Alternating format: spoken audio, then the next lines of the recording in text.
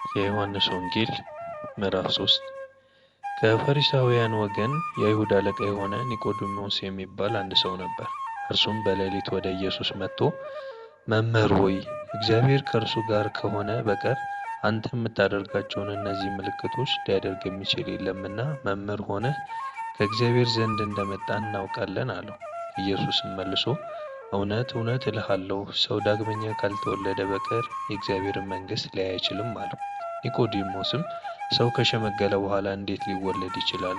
ሁለተኛ ወደ እናቱ ማኅፀን ገብቶ ይወለድ ዘንድ ይቻላልን? አለው። ኢየሱስም መለሰ እንዲህ ሲል እውነት እውነት እልሃለሁ፣ ሰው ከውኃና ከመንፈስ ካልተወለደ በቀር ወደ እግዚአብሔር መንግሥት ሊገባ አይችልም። ከሥጋ የተወለደ ሥጋ ነው፣ ከመንፈስም የተወለደ መንፈስ ነው። ዳግመኛ ልትወለዱ ያስፈልጋችኋል ስላልሁ አታደንቅ።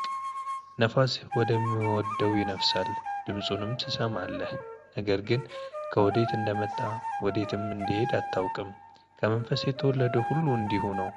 ኒቆዲሞስ መልሶ ይህ እንዴት ሊሆን ይችላል? አለው። ኢየሱስም መልሶ እንዲህ አለው፣ አንተ የእስራኤል መምህር ስትሆን ይህንን አታውቅምን? እውነት እውነት እልሃለሁ፣ የምናውቀውን እንናገራለን፣ ያየነውን እንመሰክራለን፣ ምስክራችንንም አትቀበሉትም። ስለ ምድራዊ ነገር በነገርኳችሁ ጊዜ ካላመናችሁ ስለ ሰማያዊ ነገር በነግራችሁ እንዴት ታምኑኛላችሁ?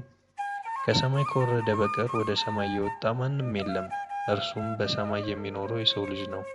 ሙሴም በምድረ በዳ እባብን እንደሰቀለ እንዲሁ በእርሱ የሚያምን ሁሉ የዘላለም ሕይወት እንዲኖረው እንጂ እንዳይጠፋ የሰው ልጅ ይሰቀል ይገባዋል። በእርሱ የሚያምን ሁሉ የዘላለም ሕይወት እንዲኖረው እንጂ እንዳይጠፋ እግዚአብሔር አንድያ ልጁን እስኪሰጥ ድረስ ዓለሙን እንዲሁ ወዶአልና። ዓለም በልጁ እንዲድን ነው እንጂ በዓለም እንዲፈርድ እግዚአብሔር ወደ ዓለም አልላከውምና። በእርሱ በሚያምን አይፈረድበትም። በማያምን ግን በአንዱ በእግዚአብሔር ልጅ ስም ስላላመነ አሁን ተፈርዶበታል። ብርሃንም ወደ ዓለም ስለመጣ ሰዎችም ሥራቸው ክፉ ነበርና ከብርሃን ይልቅ ጨለማን ስለወደዱ ፍርዱ ይህ ነው። ክፉ የሚያደርግ ሁሉ ብርሃንን ይጠላልና ሥራውም እንዳይገለጥ ወደ ብርሃን አይመጣም። እውነትን የሚያደርግ ግን ሥራው በእግዚአብሔር ተደርጎ እንደሆነ ይገለጥ ዘንድ ወደ ብርሃን ይመጣል። ከዚህ በኋላ ኢየሱስ ከደቀ መዛሙርቱ ጋር ወደ ይሁዳ አገር መጣ። በዚያም ከእነርሱ ጋር ተቀምጦ ያጠምቅ ነበር። ዮሐንስም ደግሞ በሳሌም አቅራቢያ በሄኖን በዚያ ብዙ ውኃ ነበርና ያጠምቅ ነበር።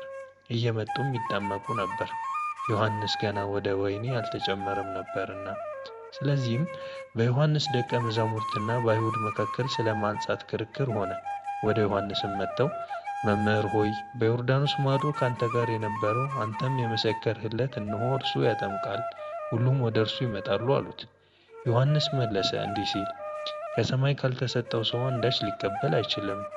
እናንተ እኔ ክርስቶስ አይደለሁም፣ ነገር ግን ከእርሱ በፊት ተልኬአለሁ እንዳልሁ ራሳችሁ ትመሰክሩልኛላችሁ። ሙሽራይቱ ያለችው እርሱ ሙሽራ ነው።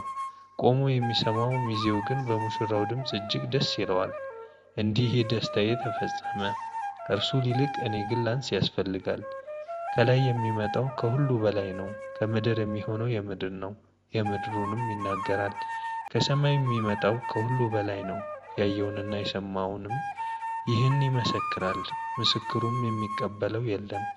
ምስክሩን የተቀበለ እግዚአብሔር እውነተኛ እንደሆነ አተመ። እግዚአብሔር የላከው የእግዚአብሔር ቃል ይናገራልና እግዚአብሔር መንፈሱን ሰፍሮ አይሰጥምና። አባት ልጁን ይወዳል፣ ሁሉንም በእጁ ሰጥቶታል። በልጁ የሚያምን የዘላለም ሕይወት አለው። በልጁ የማያምን ግን የእግዚአብሔር ቁጣ በእርሱ ላይ ይኖራል እንጂ ሕይወትን አያይም።